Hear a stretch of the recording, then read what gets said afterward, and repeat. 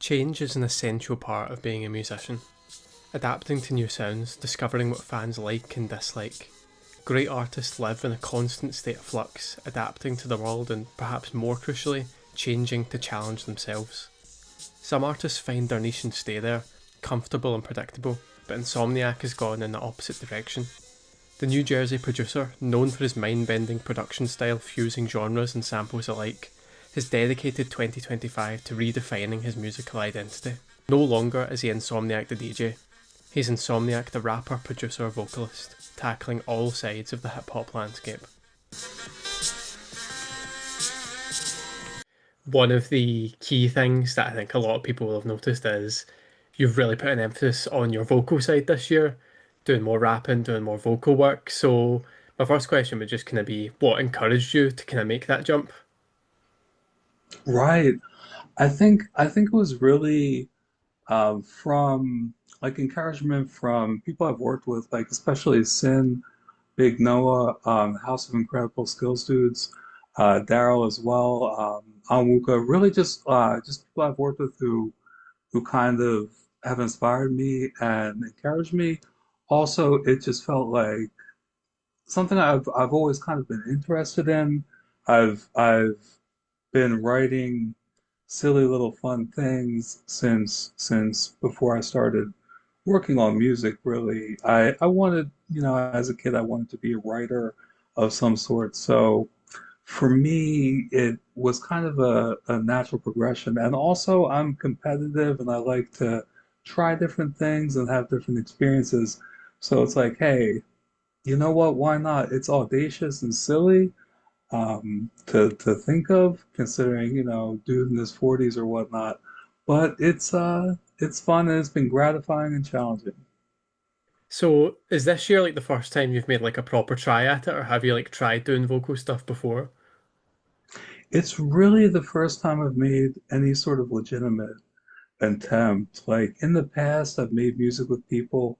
Like I had kind of a band called The Mutations back in like around 2008 with friends of mine. We did some vocals, this and that. And back then, I was never comfortable with how I sounded to really put it on a recording and it took a while to kind of find a way to use how I sound in ways that would work.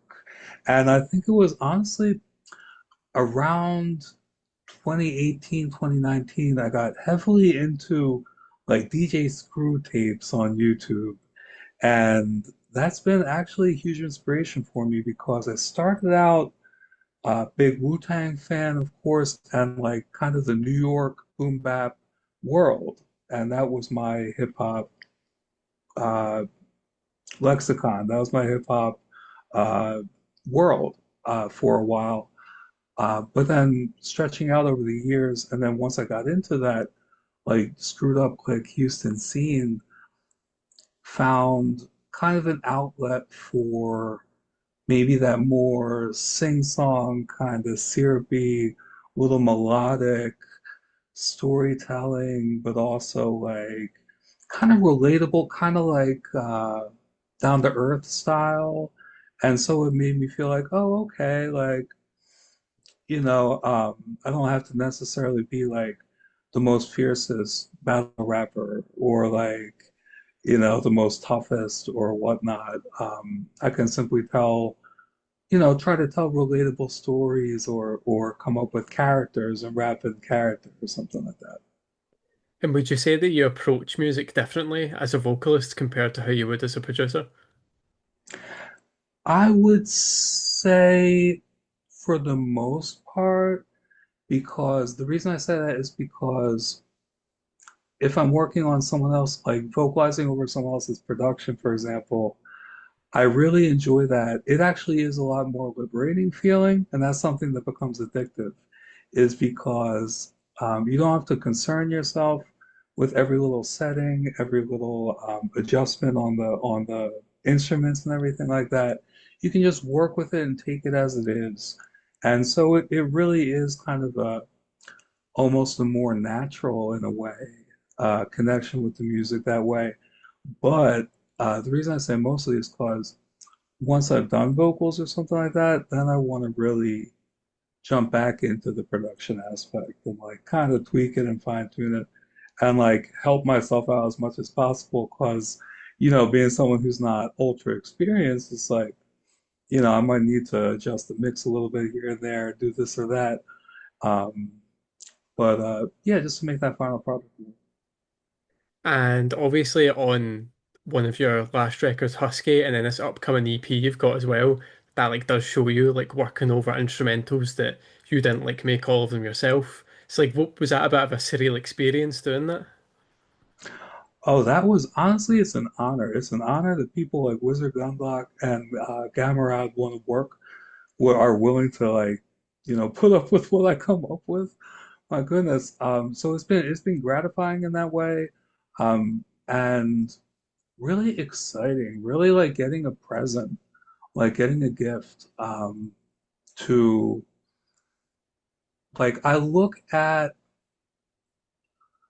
a song very much like a puzzle, like working my way through, kind of scheming through, figuring out like, okay, I want to do this kind of concept.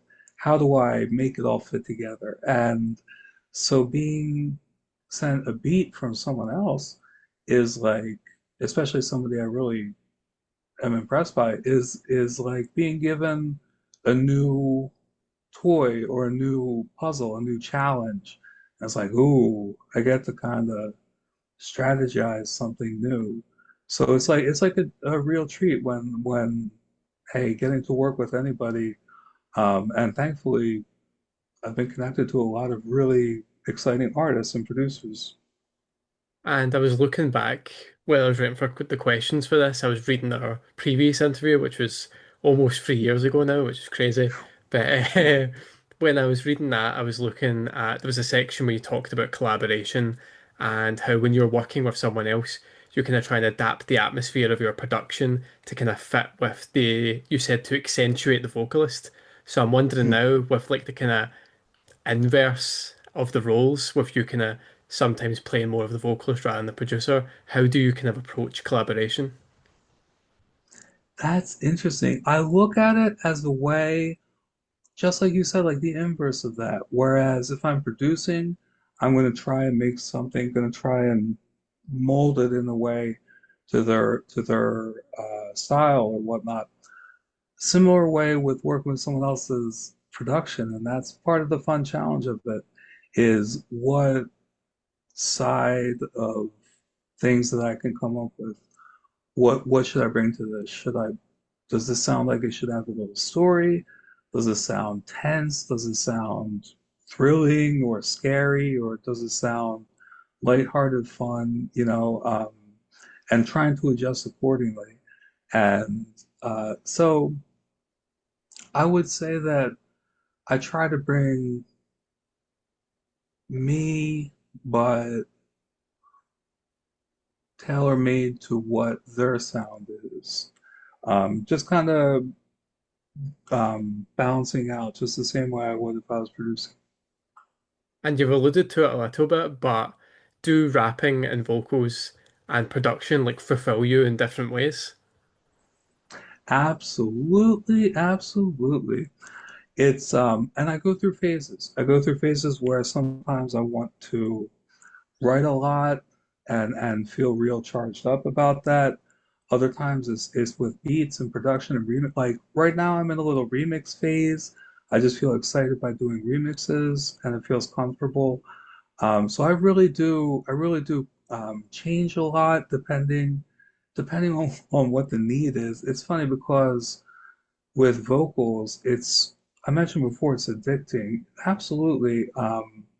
Part of me, and I think part of every artist or producer or creative person or person involved in the creative world is, to be honest, is the desire for um, like praise, like attention, like being noticed, like saying, "Hey, world, check this out."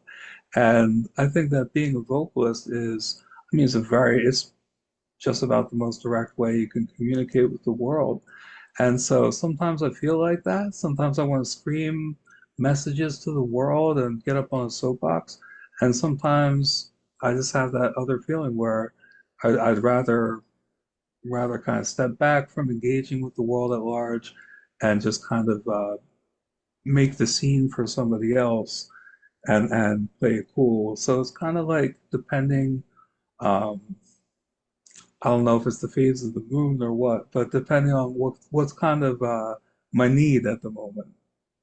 And you've got this upcoming collaboration, this EP that you gave me a wee sneak listen to with Gamarad. So I'm wondering, how did you two cross paths in the first place to get this together? That is a great question. I believe I know Gamera through Dead World Radio. I believe, yeah, I believe on that Discord, Dead World Radio has a Discord where, people post beats, rhymes, this, that, and the other, and pretty sure that's how I first heard about Gamarad and just really love their beats and the vibe and the mood and very classic and very kind of has a lot of drama, which I love. And that's what intrigued me about these beats in particular is that, like I was saying before, where you listen to a beat and you're like, oh, what's this implying? I felt like Gamerad's beats that I picked for this EP, all of them have a real sense of urgency and drama and mystery, and so it was definitely a fun challenge trying to bring out stories that might be suggested by those beats. And could you elaborate a bit more on the concept behind the EP?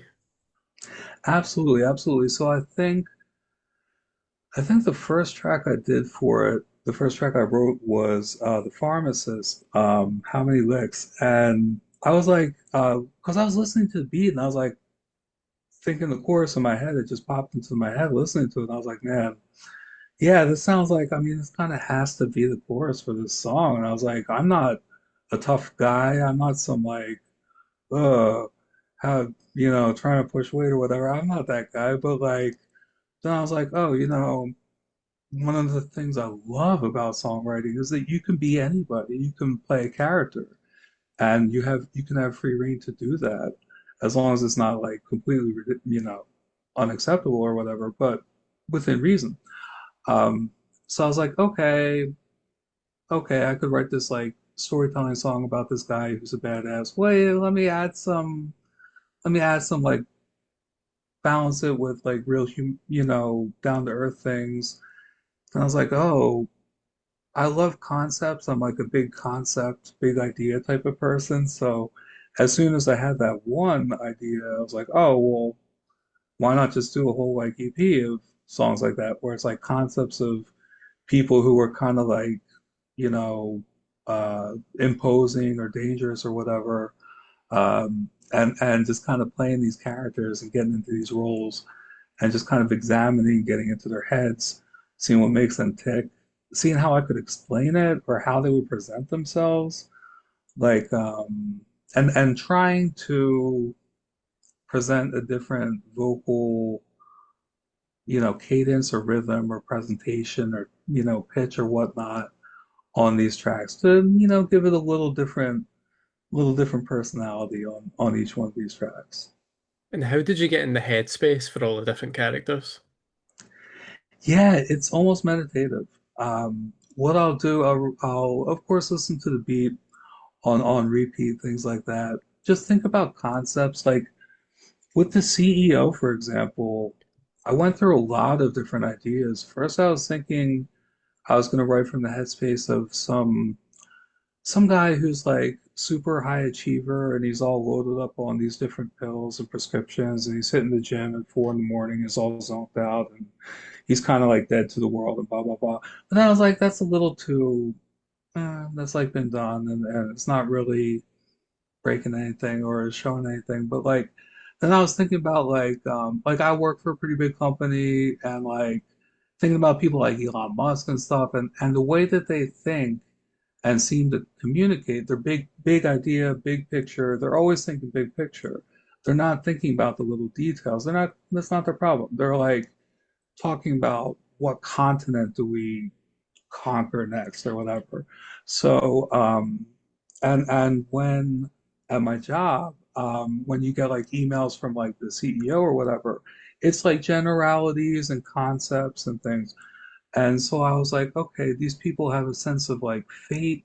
They have a sense of big pictures. They use metaphors. They kind of have this picture of themselves as being exceptional, born into it almost, like people like Elon Musk and stuff. They're very big on like Roman Emperor stuff and like feeling like, oh, it's my fate that I'm in this position. So I kind of thought about it, and like that's why I said like at the very start of that CEO song, um, if I told you there's a tidal wave coming, would you start running, or would you need to know the names? Would you need to know where each drop came from? That's like saying that the details, these people don't consider individuals as important. All they consider is massive trends. All they consider is like, where does the copper come from? What country produces this? What country produces that? Oh, you're from this area? Well, you matter this much. Like, so there's like a person like that would only concern himself with the big picture. He wouldn't worry about where each drop came from or the names of everyone that the jellyfish stung. But he's going to elevate himself and speak in lofty metaphors and avoid taking accountability or lowering himself to being able to be engaged in debate. He's just speaking on this whole other level where he's like pushing past anyone trying to even question him. And so it's like I tried to present the different levels of competence that these people have. Like the troll is just a mess. He's just an absolute wreck of a person. And it was honestly, kind of cathartic to step into that headspace and kind of like kind of fun, even though it's a terrible person that I'm stepping into the shoes of.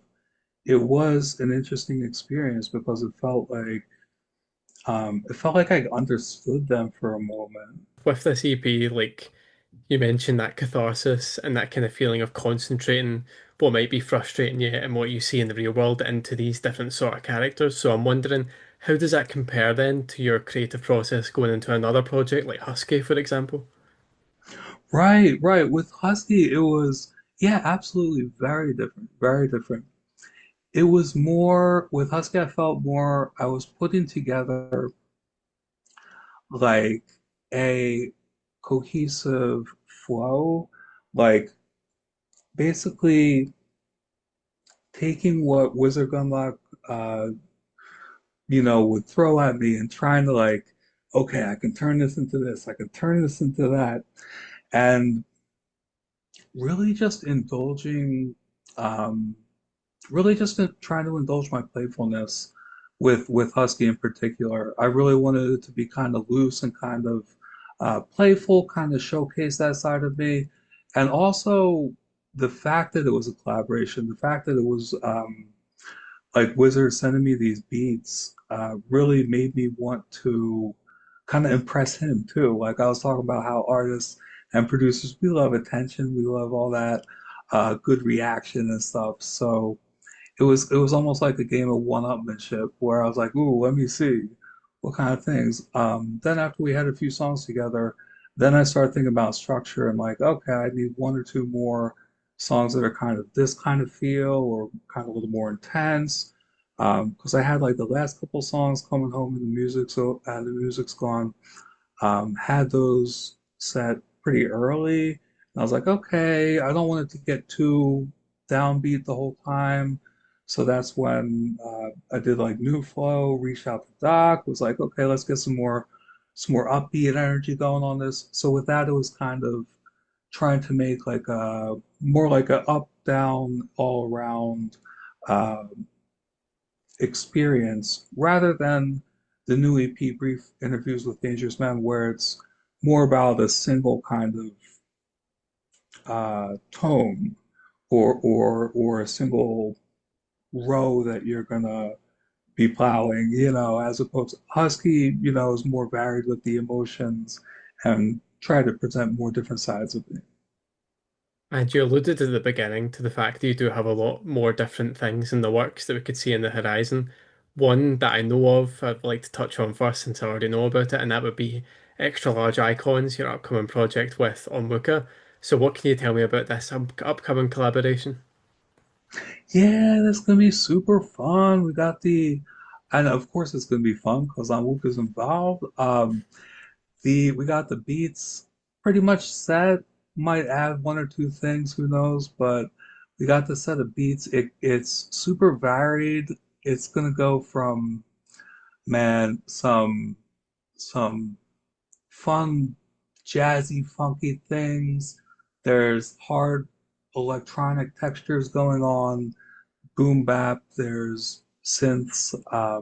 Just kind of, I think with each of these Insomnia projects, we both challenge each other and ourselves a lot and really inspire each other to kind of push further and perfect things or, in the moment, perfect it. Of course, you can always look back on something and be like, oh, I wanted to do that, whatever, whatever.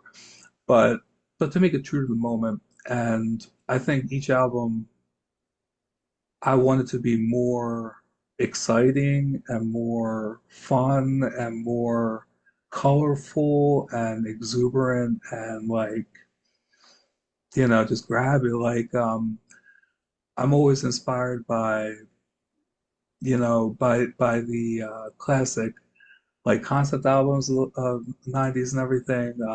Dr. Octagon, Deltron, of course, um, Handsome Boy and everything.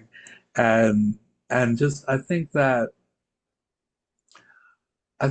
one characteristic with extra large icons is going to be just big fun, just big fun. Just both of us kind of showing different sides of our skills, of our flows, delivery. I'm going to be probably doing vocals on maybe a handful of tracks, like three, four tracks, something like that. Still getting some features lined up, but it's gonna be big fun because it has to be. Have you got any like sort of concept in mind for this? You know what? It's really just kind of fun. It's just um, celebratory, talking big, and it's funny because it's like looser, I would say. I would say that looseness. And so like this is kind of an album that I would say kind of mirrors, not even mirrors, but it has a yin yang relationship with the brief interviews with Dangerous Men EP because that one, like I mentioned, was kind of a reaction to this global mood in a way that very much acknowledges it and then dives in and like says, okay, let's roll up our sleeves at least a little bit, and dip our toes into what's going on. Whereas I would say this what is almost a way to what is it? Almost a way to defy that negativity and say that we're alive, we're here, we're gonna have a good time, god damn it. Um, we're going to celebrate our love for culture and our love for music and lift each other up and basically just party against you know the dying of the light. So it's definitely so far at least less conceptual. However, things change and you never know because we are still definitely putting it together. So I'm excited to see I'm excited to see how it all pans out, definitely. And what other sort of projects have you got in the works?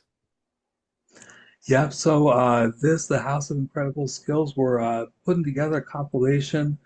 We've got that very close to finished. I just did a Oh, and also I just did a verse for track from Darrell Watson from his upcoming solo track is called Greed, Got Sin, and Big Noah on that as well. Super excited about that. And let's see. In addition, I got remixes that I've been working on. I got track just came out with Pixie Post. So I've got a little lineup of people I definitely have little singles in the works with. Um, but let's see. I made a list, man. But what kind of projects do I have? Oh yeah. Um, let me see. So I got it's really a lot of things, a lot of remixes still in the works. But what I'm looking forward to over the next few weeks, in addition to that EP, the brief interviews with Dangerous Men, I'm also going to drop a couple solo tracks. And so I'm gonna come out with a track without you. It's like real throwback, pitch my voice down, kind of like 60s bluesy kind of vibe, mixed with like hip hop feel. Um, I'm gonna drop this track that's very silly, but I like to be silly. It's called "Do the Insomniac." It got Doc on that. You can find it on my SoundCloud currently. It's like a 1950s, you know, soda pop counter at the greaser diner kind of situation. Super fun.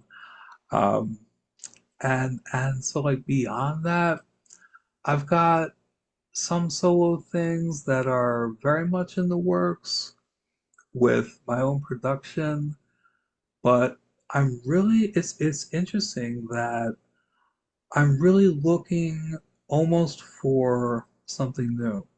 Um, and I feel like I'm trying to do different things all the time now, and I'm not sure where it's going to lead me, which is interesting. I have a feeling of like after Husky dropped, I felt for a little bit, I felt like I might be good. I built this discography, production and performer, and I was like maybe I'm satisfied. And what I want to do from now on is continuously push myself and really value what I do because I'm not like before I felt like I'm a very impatient person and I felt like I was almost racing to like amass a body of work. And now I almost feel like I've reached that level where I don't have to prove that I can do things. I've said enough, and now I can kind of try to reach that next level of really exploring and really trying to do something unique and special. And how is it you want to like push yourself and challenge yourself going forward? I really want to stretch out genre-wise for one thing. As far for production and vocals, not necessarily. I'm not going to do necessarily like a country album or anything like that. I mean, I could, who knows, whatever, maybe someday. But I want to not ever abandon the concepts and the underpinning and the structures of hip hop. But I want to also challenge myself to incorporate more different genres as well. Um, and that includes learning and getting up to speed with more recent music too. Um, I want to also challenge myself to compose more rather than sample. And then I do some composition stuff now and synth stuff and sound design now, but I'd like to get better at that. Things like that. Vocal wise, I want to work with. I want to get louder. Like the track me and Pixie Post just did, I Want You Back, is kind of something that's my first kind of thing where I've really kind of gotten a little more intense, and I like it. It's fun. Uh, so I want to do, just kind of wail a little bit, just kind of be real indulgent because why not? Because that's the whole point of art is to just see what you can create.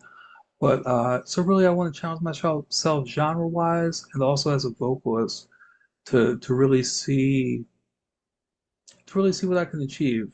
Because it's fun. It's a real fun process finding out like listening to stuff from a while back and being like, oh man, you know, um, it's cool. It's cool to hear your own evolution. And speaking of, like, you have a lot of different work that is collaborative. We've mostly spoken about your collaborations during this call, but I want to rewind a little bit and speak about imposter syndrome, which I think was quite a big step career-wise, music-wise, stepping into like new territory. So I'm wondering with this one, without kind of having someone to bounce off of and it being mostly your direction and your vision, what was the process like making that? What was your mindset going in? That's interesting. I think that I'm trying to think back to how it started, to what it really started as, and it started out actually as a collection. I'm always kind of in the mindset to collect things, to put things together. And I was just kind of looking through tracks, noticing, oh, I've got a few tracks with vocals that I've done, this, that, and the other. And it really grew from just making little SoundCloud playlists of a few tracks I had done where I did vocals. Honestly, most of the tracks I initially collected for it I didn't even end up using and may never use. It was originally going to be like half uh, hip hop, half like different abstract kind of stuff. It went through real evolution. But at one point I kind of settled on the concept that okay, I want this to actually be I realized, okay, I've got 7 or 8 tracks. They're all kind of in this vibey kind of boom bap world, and I could actually make a run for this and actually try to put together like a full length album. And I really wanted it to showcase different styles and um, and really just present like my perspective, my aesthetic, my style. Do some show off some storytelling, show off some fun stuff, do some this, some that, and just kind of craft it together and kind of challenge myself to see if I could. And yeah, so I think it came together decently. But it's really I enjoy that project manager aspect of like playing with the track listing, listening to the transitions, trying to, cutting stuff, cutting tracks. I love like I'm side hobby. I love playing Magic the Gathering, like collectible card game. So I love like building decks, like strategizing. But what do I take out? What do I put in? Where do I put this? So that's kind of a big part of the appeal of putting together an album. And I've only actually got a few questions left, but with like a lot of your work, even looking at imposter syndrome, that being a solo effort, there were still a few features. You had different voices involved. You've made like quite a pillar of your music career is collaboration. So I'm wondering what appeals to you so much about working with different creatives. Yeah, it's just exciting. It's absolutely exciting. I feel like it's a funny word to say, but I love the intimacy of connecting with somebody, of getting that pure creativity, of being involved in creative process with somebody. It's exciting. It's I said before, I think challenging and rewarding. I might have said that, or maybe I said that in the work meeting today. But either way, it's challenging and rewarding. It's exciting to see how what similarities your vision might have, and it can be fun to try and work out a common ground when there are differences. Whether it's Somebody might think that this sound should sound different or whatever, whatever. Um, and I always enjoy new things and like new experiences. I really enjoy meeting new people, talking to new people, and it's almost like when I was a kid, um, we went to like a music festival, folk festival, and we actually went like frequently, like every year we would volunteer. But they had like programs, paper printed programs, and I was the like craziest autograph hound. Like I would get autographs from like all the artists, like for a few years in a row, and it's kind of the same mentality where it's like if I see somebody doing something cool, I'm like, oh, I want to do that too. I want to play too. I want to like, it looks like you're having a lot of fun. I want to be part of that fun too. And then it's like collecting experiences, and you get to play them. You get to listen to them, kind of re-experience that mingling of people's like aesthetics and styles and mindsets and everything. Um, so it's just exciting altogether. I get inspired by communicating with other creative people. And for my last question, looking at the different experimentation that you've done, stepping into this new territory with vocals and that sort of thing, what's an important thing that you've learned from this new perspective as a vocalist do you like take forward into your career as a producer and just an artist in general?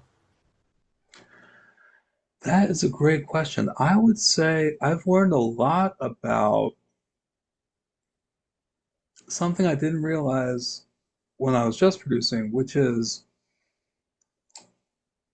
keeping things simple enough that you're not dictating too much of the lyrical content to the artist, unless of course they want to. Sometimes it depends.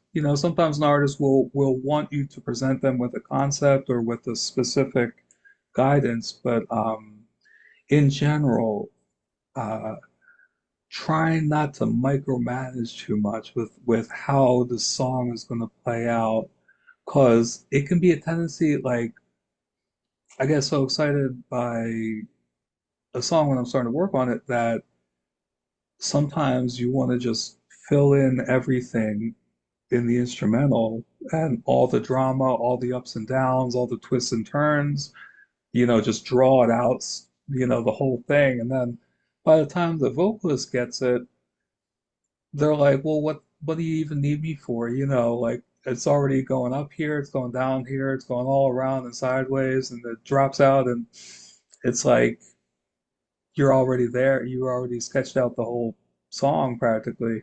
So I think that's something that I still kind of try to balance out when I make beats is don't tell the whole story myself. Is leave room not only musically, like with the actual sounds, but leave room like feeling wise for the vocalist to fill it in with their own stories, their own ideas, their own feelings. Basically not having to be in charge or in control of everything. And that's something that I've been working on for the last year or so, is kind of trying to like, you know, ease back a little bit and let other people have their input and, you know, harmonize with people instead of trying to dictate to people.